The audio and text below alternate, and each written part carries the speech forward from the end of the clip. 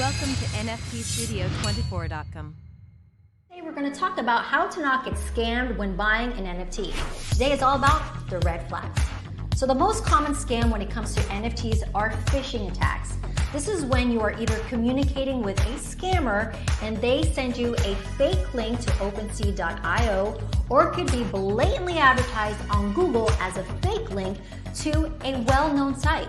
So never click on the first link to pop up in a Google search, and try to bookmark official websites on your browser so you never have to guess. The way the scam works is that the site you are sent to will be a clone of an official site, but eventually it will ask you to log in to your wallet. When asking for the wallet, they will try to get you to reveal your seed phrase, and that is the master key for uploading and logging into your wallet.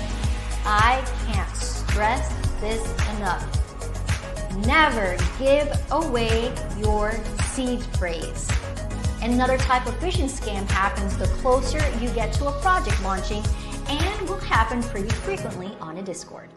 So guys, make sure to comment below and let us know what type of topics you would like us to cover here on our NFT. For more education videos, visit our website, NFTstudio24.com.